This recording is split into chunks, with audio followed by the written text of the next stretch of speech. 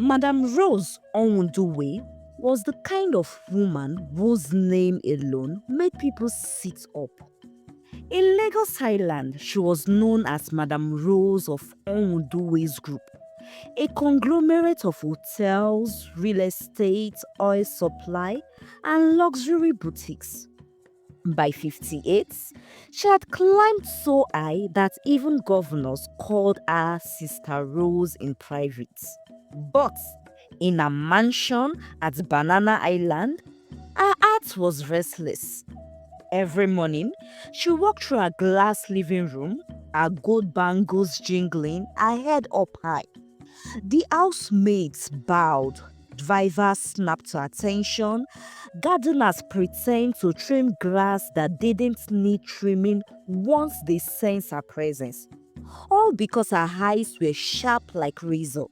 Yet, all her wealth could not silence the single problem that mocked her. Her son, Somto. Somto, her only son and lastborn, was 33 but still unmarried.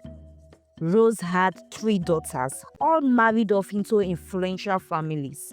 One was in UK, one in Canada, the other managing her husband's company in Abuja. But her son, her pride, the heir she had raised like a king, was still single and still living under her roof. Somto was handsome, no doubts. His skin was smooth like butter, his hair always brushed, his shirts iron creeps like they came straight from the runway. But he was too soft, too gentle, too careful. He laughed lightly, spoke politely, never raised his voice. When other young men were chasing business deals, Somto spent his time arranging flowers in the sitting room, arguing about colors of curtains, or correcting his sisters on how to match Ankara with sneakers. Rose had caught him once standing in front of the mirror, tying and retying a silk scarf around his neck. "Somto, you are a man," Rose barked. "Why are you posing like your sisters?" Somto only smiled and said, "Mommy, it is fashion, no. Don't worry, you won't understand." Rose's anger that day nearly broke a glass.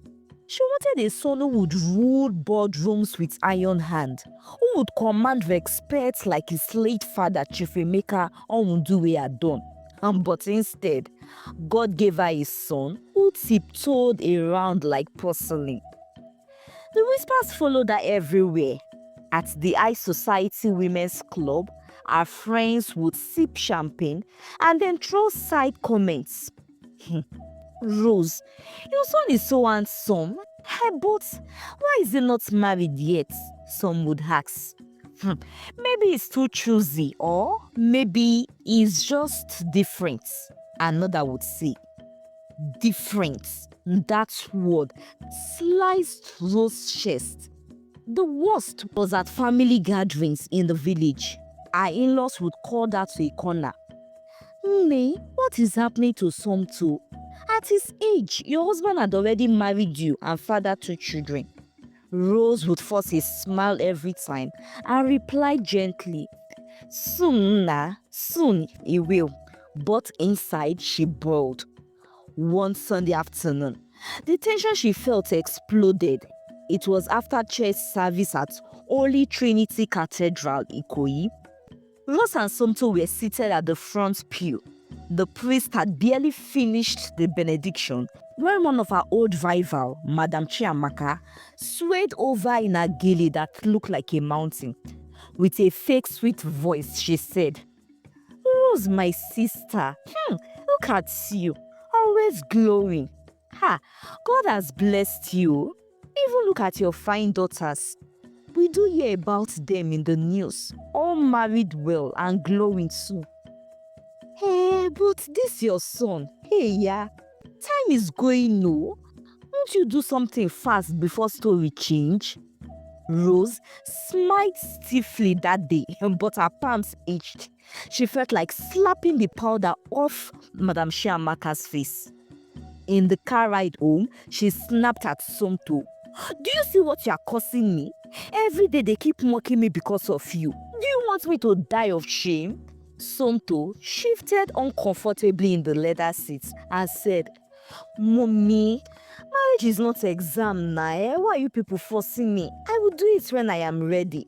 When you are ready, Rose slapped the dashboard. You are 33 already. Are you waiting to turn 35 or do you want me to beg you like a slave? You are disgracing me, Somto, she said. That night, Rose tossed and turned on a massive bed. Sleep refused to come. By 2 a.m., she sat up and whispered, This boy will not kill me, eh? If he won't become a man by himself, I will force him. I will. I will use any method, even if it's madness, she said, determined to do something about her son, Somto. It was that week she first saw Chinaza. Chinaza was 26 years old, a struggling tailor in the Ajegule area. Her shop was nothing more than a shed with a bit of zinc and the other half plank. In it was an old sewing machine, a cupboard, and 2 stools. Whenever it rained, a corner leaked on the roof. Then, in dry season, it roasted her. But Chinaza's hands were magic. Give her any cloth, she would transform it into something fine. She had learned tailoring from her late auntie. Her parents were poor farmers in Anambra, so she had come to Lagos at 19, chasing survival. Life had been rough. Nights with empty stomach, landlord shouting at her for rent, days she trekked long distance just to save money for food. Yet, she had refused to quit. She had dreams of owning a proper fashion house. She imagined her name, Chinaza Couture, shining on a big billboard. But reality kept her tied to that small shop, sewing for petty customers who sometimes paid her with leftover of their fabrics instead of cash. One hot Tuesday afternoon, Madam Rose had gone with her driver to inspect one of her hotels in the mainland under renovation.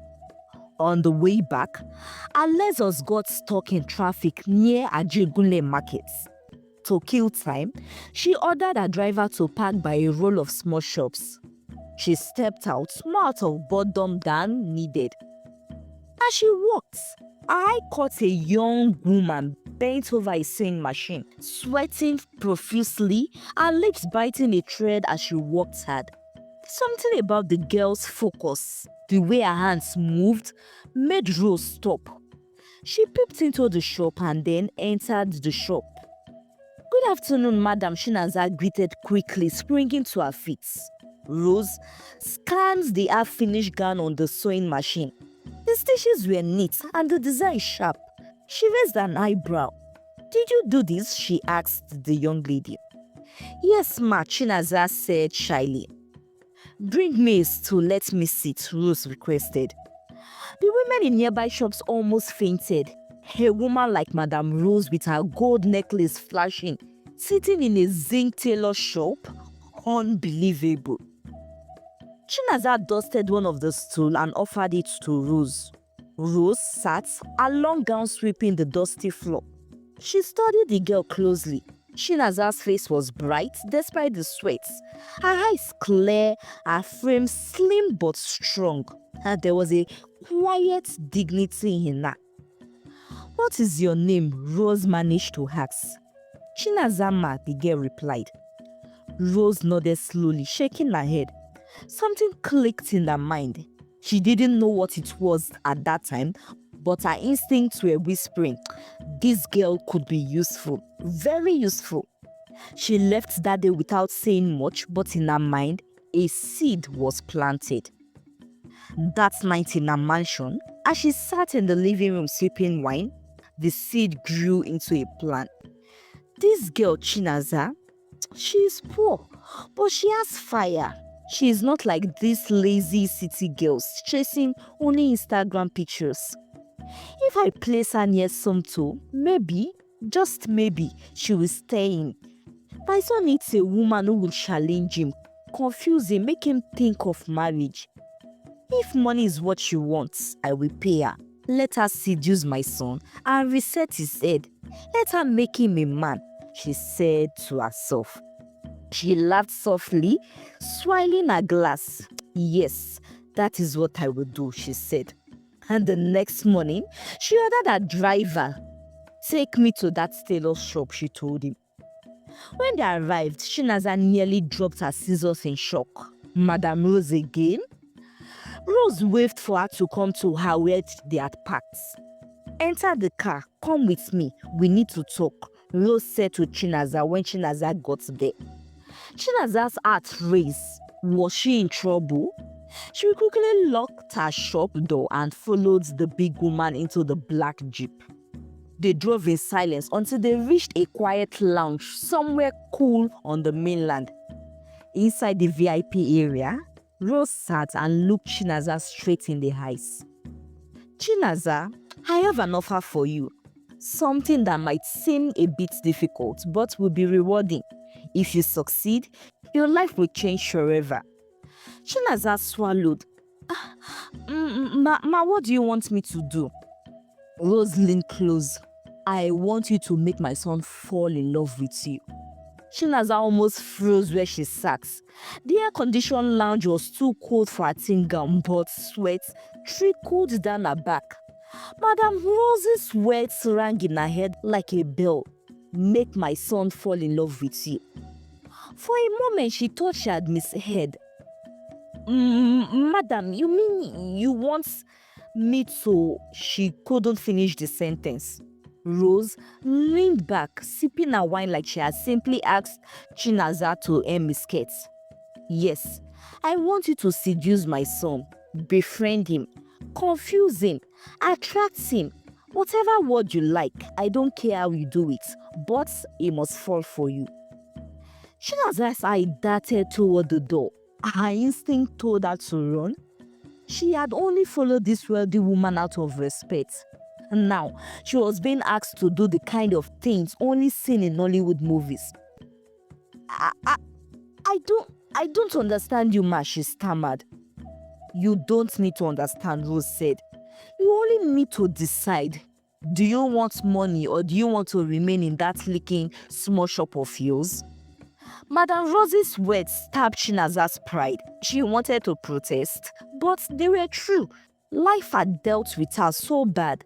Every kobo she earned vanished on rent, food, or repairs for her dying sewing machine. And truly, she had been dreaming of expansion. How much? The question escaped Chinaza's smile before she could stop it.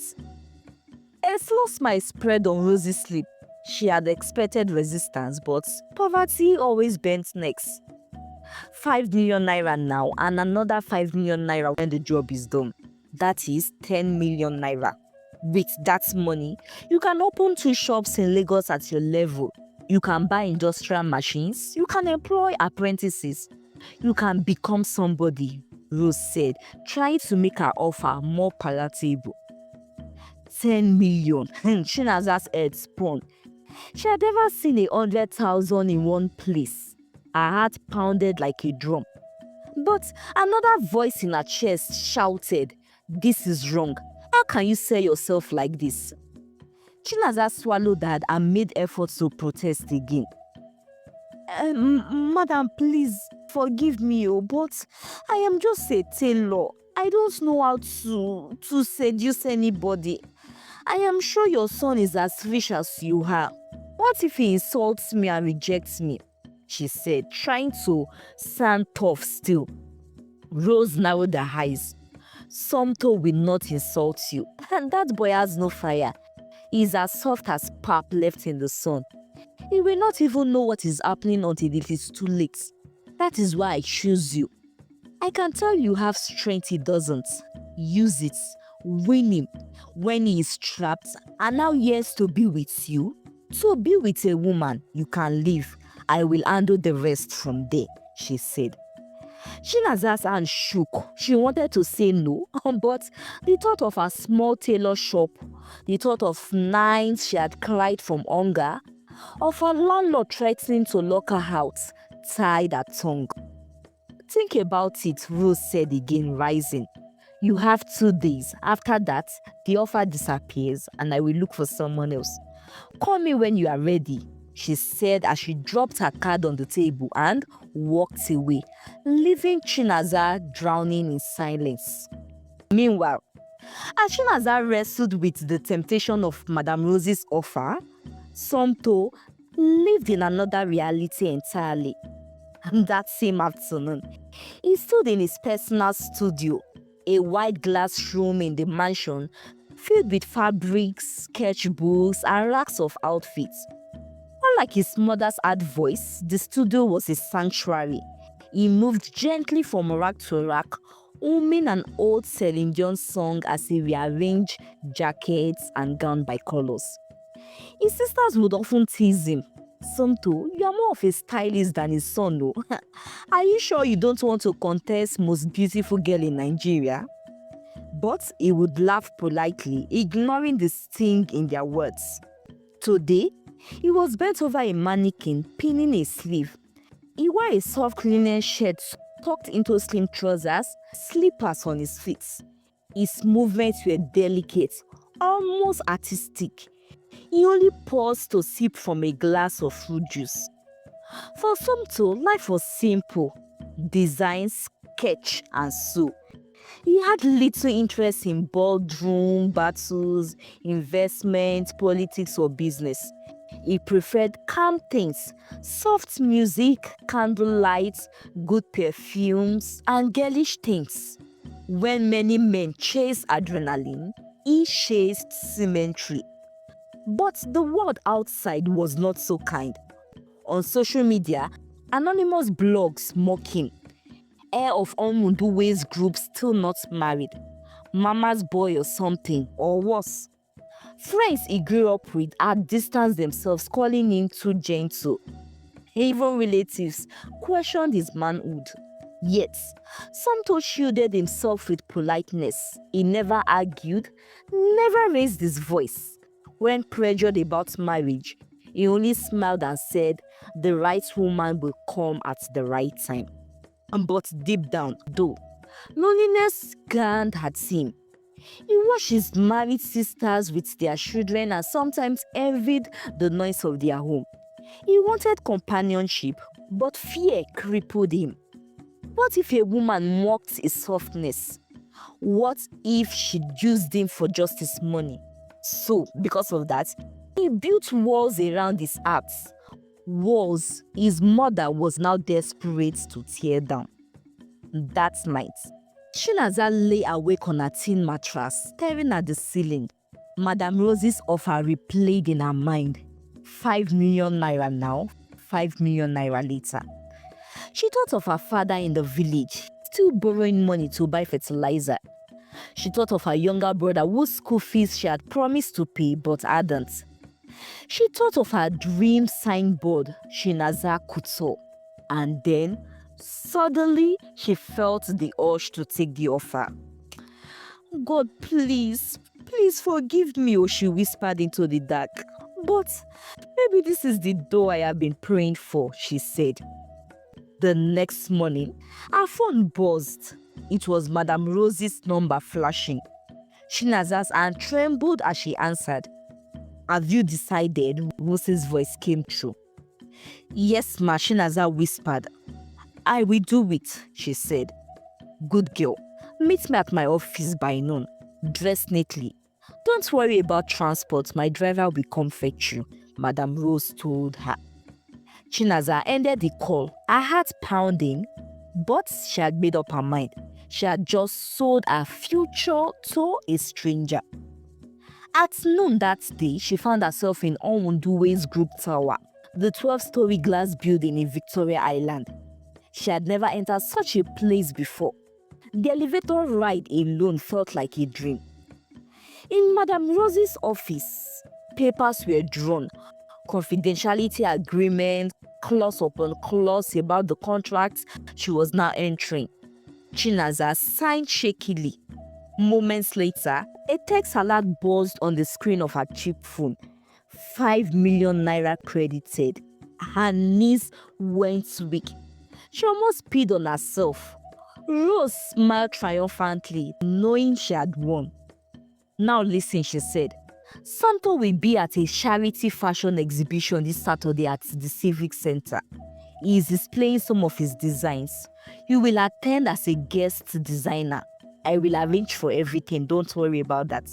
That is where you will meet him. Be bold, be charming, catch his eyes. The rest will follow, she said. Chinaza nodded her head weakly, her head still spinning though. As she left the office clutching a brown envelope full of instructions, she whispered to herself, "What have I entered?"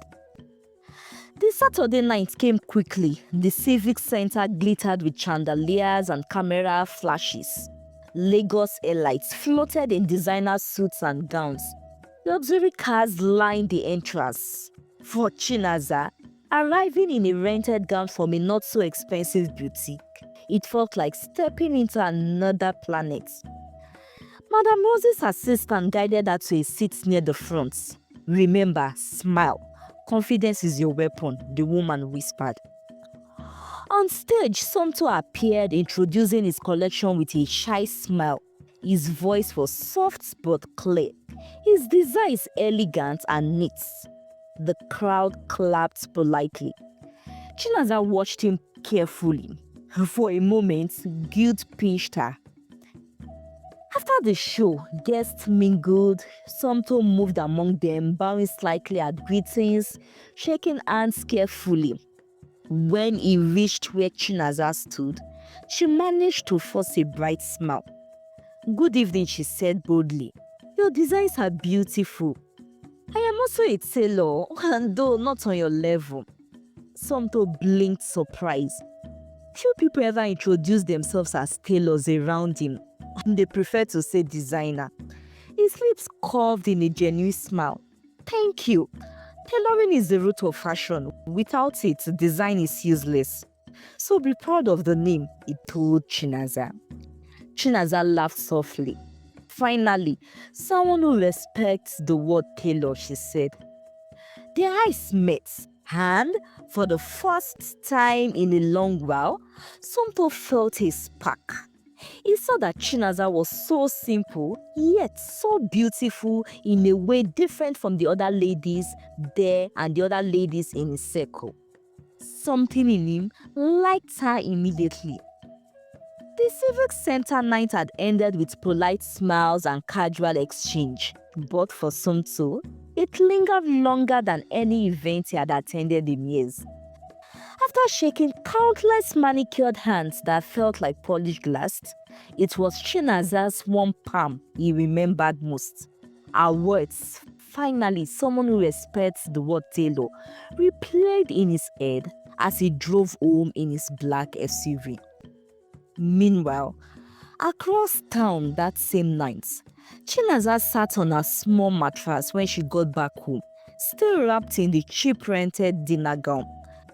The 5 million alert glowed on her phone, proved that her life had shifted overnight. Yet, her chest was heavy. She remembered Somto's shy smile, his gentle manner. He was not arrogant, not dismissive, not like the rich men she had imagined. That made attacks harder. She had expected to trick a spoiled brat, but instead she had found someone almost innocent. She buried her face in her pillow and took a deep breath. "Chinaza, don't forget, this is only a business. Do what you have to do. Collect the second half and escape," she said to herself. Madame Rose wasted no time, and by Monday morning, she summoned Chinaza to her office again. "You did well," she said, seated like a queen in her armchair. "He mentioned you at dinner last night. That alone is victory. Now listen, I will create situations for you two to meet naturally. You must be ready. No hesitation, no excuses." Chinaza nodded. The first opportunity came quicker than expected. That Thursday, Somto's driver was suddenly unavailable. A trick Rose arranged herself. When Somto wondered how to get to a fabric warehouse in Yaba, his mother suggested he should ask Chinaza to accompany him. From the way you describe her and she being a local tailor, a girl like her should be familiar with places like that, she said. And so, Chinaza found herself seated in the front seat of Somto's SUV, the air freshener mixing with his faint cologne. She clutched her handbag tightly, reminding herself this was part of the job. The ride was awkward at first. Somto kept his eyes on the road while Chinaza stared out of the window. Then finally, Somto broke the silence. "Do you always sew in Ajegunle?" he asked. "Yes," she said softly. "That is where my shop is." "It must be stressful, I guess," he said again. "Yes, it is," Chinaza admitted. "But one must survive. What can we do?" she said. They spoke more about a few other things. Something shifted in Chinaza. Unlike others who mocked her for being a zinc and plank shop tailor, Somto spoke with her with respect and almost admiration. Over the next few weeks, Madame Rose kept pulling strings to make them keep crossing paths. For her second trick, she asked Chinaza to come to her house with a fabric and lied that her own real designer, who Chinaza also coincidentally worked for sometimes, had sent Chinaza to drop off a fabric for her. And when Chinaza did, asked Somto to be nice and drop her off.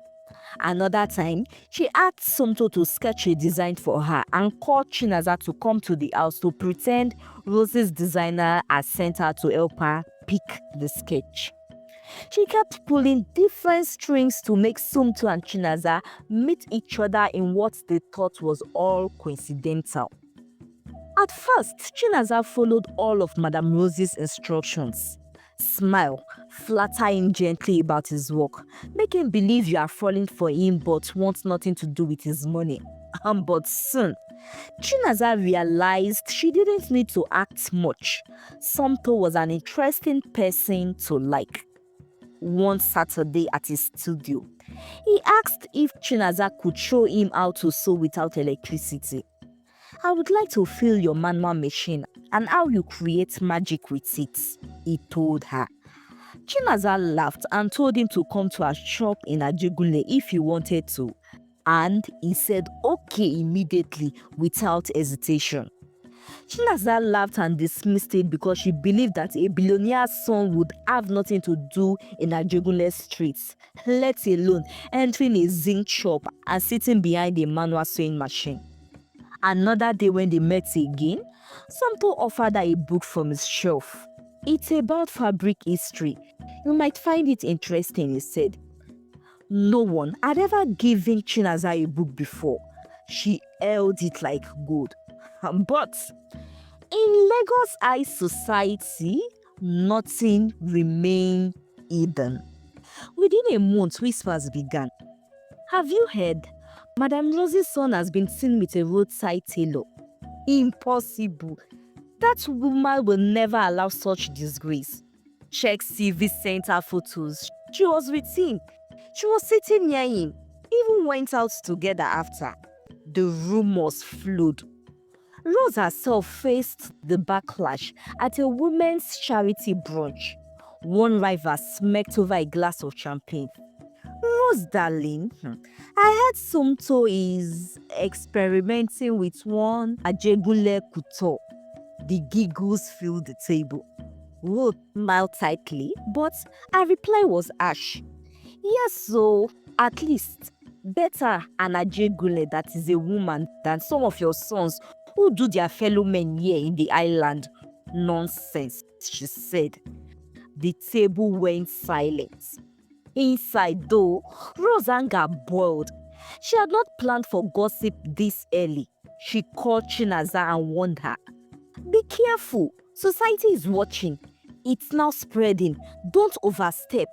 I didn't ask you to follow him everywhere and show yourself around him. Your job is to hook him, not to shame me," she said. Chinaza wanted to protest. She wanted to shout, "But I never asked for this madness." But the money she had received tied her mouth. Meanwhile, Somto found himself drawn in ways he couldn't explain.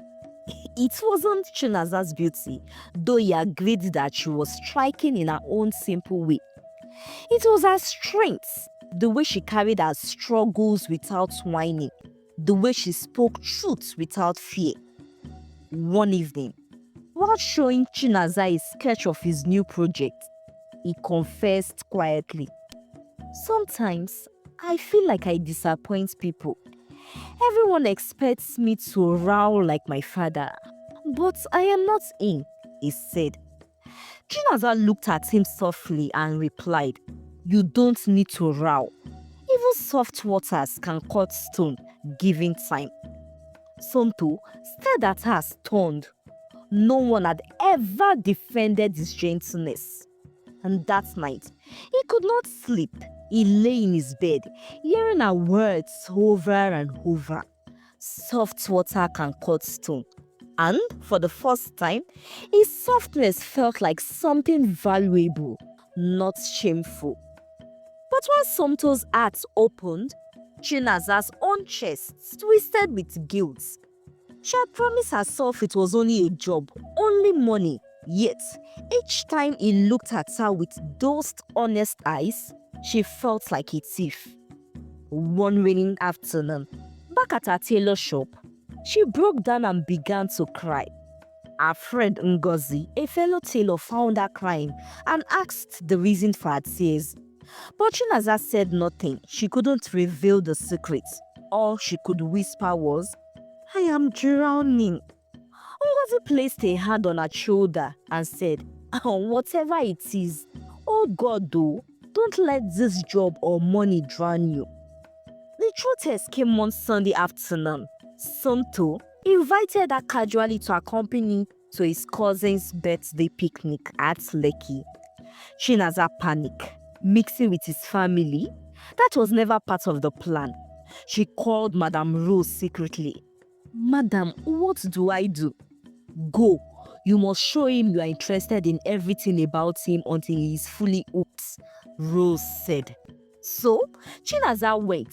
She wore her best gown, ironed it until it shone. At the picnic, surrounded by Somto's polished cousins and their designer bags, she felt like a goat among peacocks. Their eyes roamed over her dress, her cheap shoes, and polished accents. One cousin whispered loudly, "Is this Somto's tailor? I thought we were meeting a friend and not a staff." And the others giggled. Chinaza's hair burned when she heard that. She wanted to sink into the grass. But then she remembered Rose's warning. So, lifting her chin, she smiled politely and said, "Yes, I am a tailor, but at least I make money for myself. And I take pride in it. Unlike some people who have to depend on their family's wealth all their lives." The giggling stopped immediately they heard that, and they eased instead. But Somto burst out laughing, clapping his hands. "That is exactly why I like her," he shouted. As Somto drew her aside later, thanking her for coming, guilt twisted her stomach again. That night, after dropping her off at her street, Somto lingered in his car. He looked at her with a softness that made Chinaza's chest to begin ache again. "Chinaza," Somto called softly. "Since we met, I feel different, happier and stronger. You make me see myself in another way, and I don't know how to explain it." Chinaza stood still, not knowing what to reply. Somto kept smiling shyly and then asked, "Don't misinterpret this, but will you let me call you more often? Just to talk, nothing more." Chinaza forced his smile and replied, "Yes." When Somto drove off, Chinaza stood in the dark street, her hands trembling. What had started as a paid mission was turning into something far more dangerous, and that was feelings. Yes, she herself was now having feelings for Somto, and deep inside her, she knew if she wasn't careful, this game might swallow her whole. The following weeks slipped by like water through fingers. What began as awkward encounters and chance meetings soon became habits, then routines. Somto and Chinaza spoke every day, sometimes by call, sometimes in person. At first, it was just safe topics they discussed about fabrics, fashion, the stubbornness of Lagos customers. But slowly, the conversation stretched into nights, spilling into personal confessions, laughter, and silence that felt heavier than words. Somto, once withdrawn and guarded, bloomed like a flower in her presence. One time, one of his sisters who visited noticed. Somto, you are smiling so much these days, oh, she teased him. Somto only shrugged, hiding the grin tugging at his lips.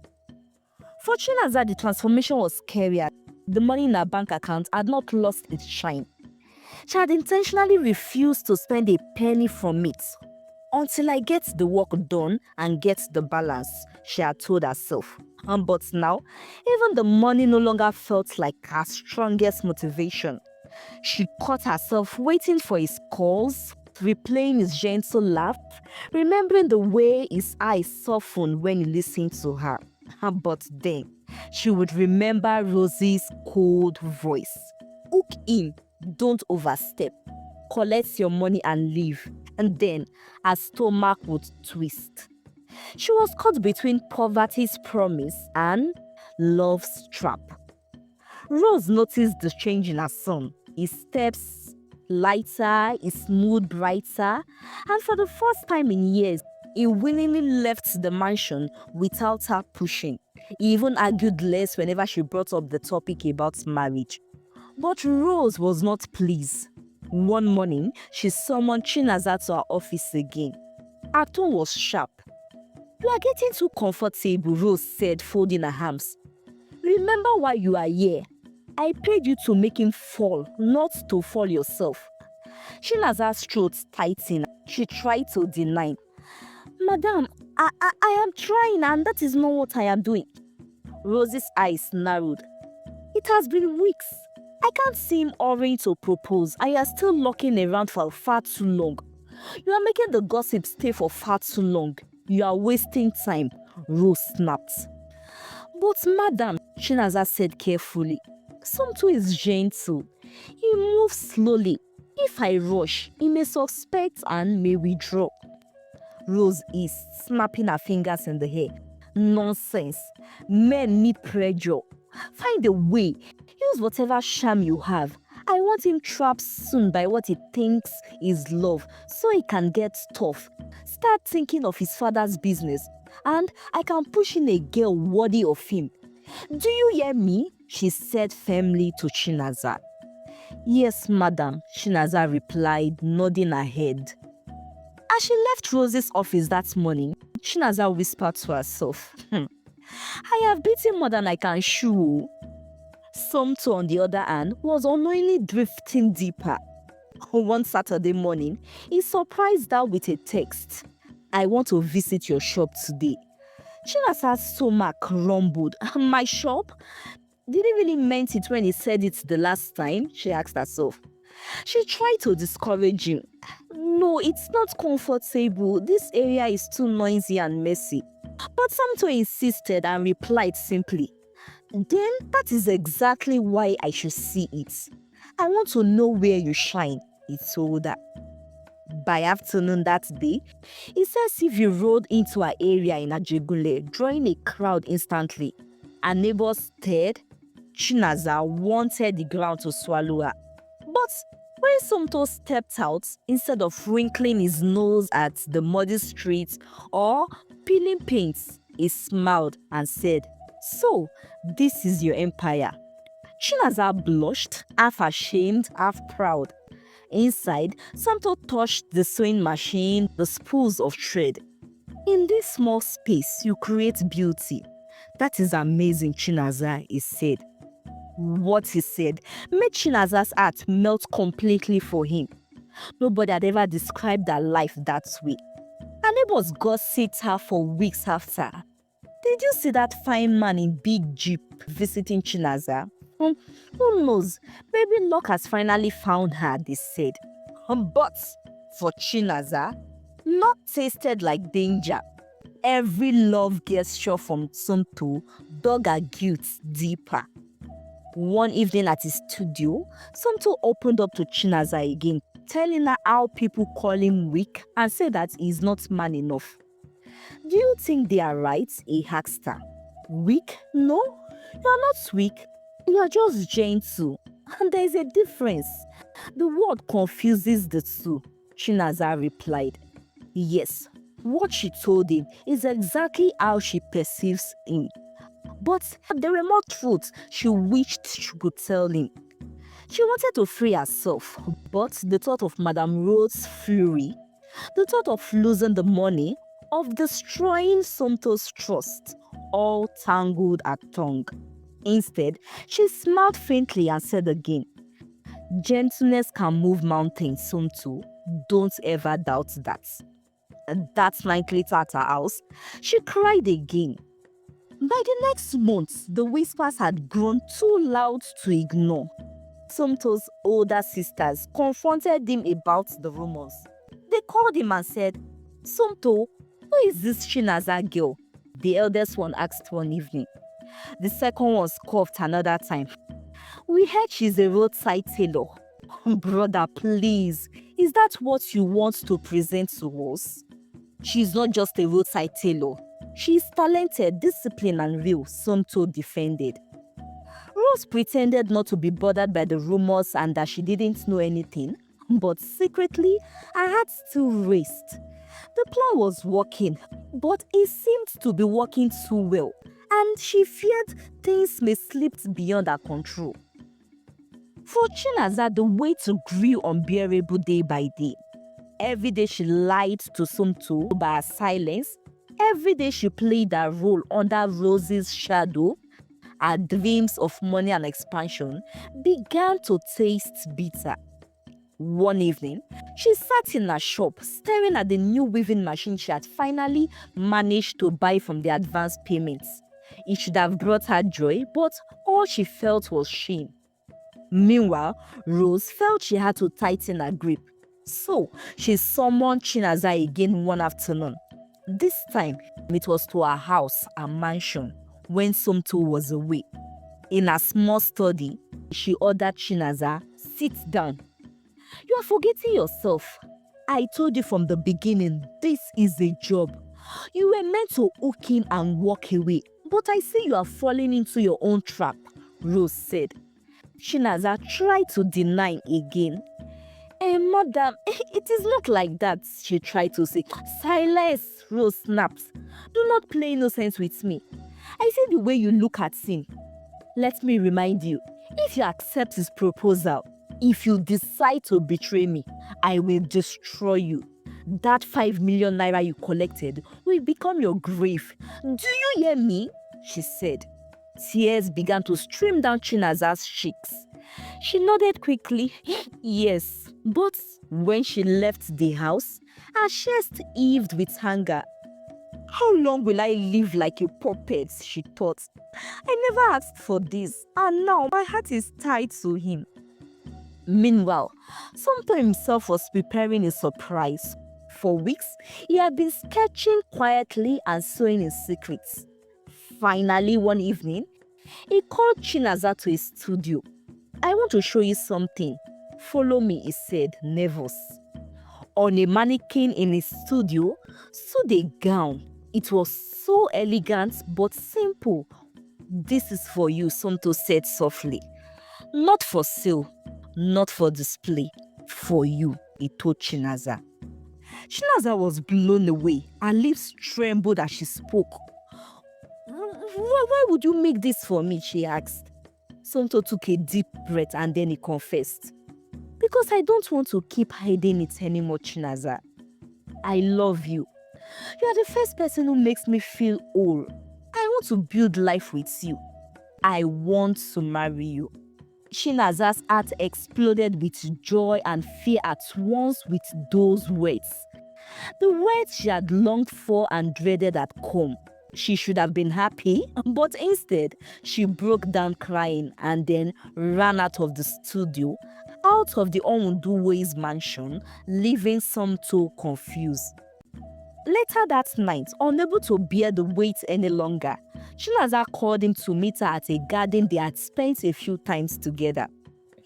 "I have to tell you the truth," Chinaza said with shaky voice when Somto got there.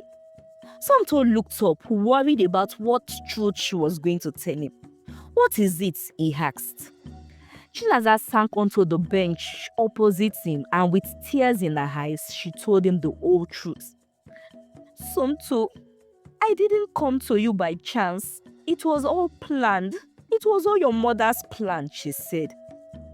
Somto's phone almost slid from his hands. He stared at her, struck. "You what?" "I swear, at first, it was only meant to be a business. It was only the money. I was desperate, Somto. My shop was dying. My family was suffering. I thought I could just act and leave. But then I met you and you were nothing like I imagined. You are kind.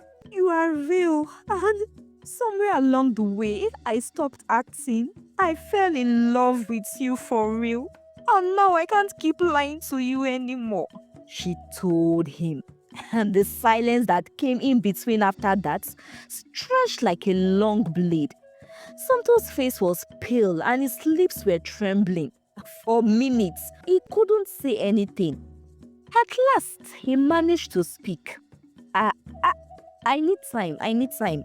Then he turned, walked to his car and sped off, leaving Chinaza sitting there and sobbing. The next morning, Somto confronted his mother in the dining room. She was sipping tea when he slammed his fist on the table. "Why, mommy? Why would you pay someone to deceive me?" he asked with so much anger that Rose had never seen in him or even imagined to. But she managed to maintain a stiff composure still. "So she told you, eh? That foolish girl," Rose said at first. "Well, I did it for you, to save you from yourself, to make you a man before society mocks you into the grave," she told him. "No," Somto replied. "You did it for yourself, to silence their laughter, to protect your pride, not for me," he told her. Then he walked away. For the first time, Rose was really shocked about her son's reaction. But she smiled and told herself that even though Chinaza told Somto she paid her, the manly display he just displayed was what she wanted after all. Days passed. Somto avoided Chinaza. Chinaza returned to her shop broken.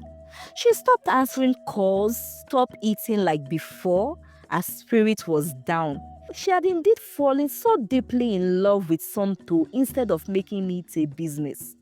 The money in her account now felt like poison to her. Her friend Ngozi found her sitting lifeless by the machine one day and said to her, "Chinaza, don't kill yourself, oh. If he loves you, he will return.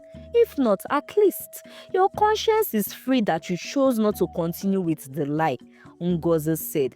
But Chinaza shook her head and said, "I have lost him. No man will forgive a betrayal like this," she said. One quiet Saturday, as Chinaza stitched a button to a client's dress on the hanger, a black SUV stopped outside her shop. Gasps rose from neighbors. The door opened and it was Somto. Chinaza's heart began to pound again. She stood froze, the needle and thread still in her hand. When Somto entered her shop, he didn't say anything for the first 1 minute. Rather, he stood looking around at the walls, the machine, the scrap of clothes. Then, finally, his eyes met hers. "I thought about everything," he said softly. "The lies, the money, the plan. It broke me, Chinaza. But then, I remember something. Every smile you gave, every word that lifted me, every moment we shared. My heart tells me they weren't just mere acting. All those cannot be bots. My heart tells me they were real. Tears filled Chinaza's eyes. Somto stepped closer. His voice was more steady this time. Yes, Chinaza, you betrayed me at first. But in that betrayal, I found the only woman who ever saw me as enough. And I can't throw that away. So, if you still want this, despite everything, I am ready. Chinaza dropped the dress in her hand and burst into sobs. Then she threw her arms around him and said, Yes, I want this. With all my heart, I want this. I love you, she said. When Rose heard the news, she raged for days. She protested, saying she won't allow Somto settle for Chinaza. But as weeks passed, she saw Somto stand taller, walk firmer, stood firmly by his decision, and for once, he spoke and lived with confidence. Slowly and grudgingly, Rose accepted the truths her son had chosen, and nothing could break them apart. By the following year, Somto and Chinaza's wedding shook Lagos. Not because it was the grandest, though it was lavish, but because of the story behind it. Guests whispered in awe at how the billionaire's son married the Ajegunle tailor. Rose tried to keep her pride, but when she saw her son smiling at the altar with that masculine boldness she has always wanted, truly alive for the first time, her heart softened. The end. Hello, lovelies. I know it's been a while. I hope you like the story. Please let me know that you like it. Support me by giving it a like, drop your comments, and share to your friends and loved ones as well. And until I see you again in my next story, it is bye for now. Bye.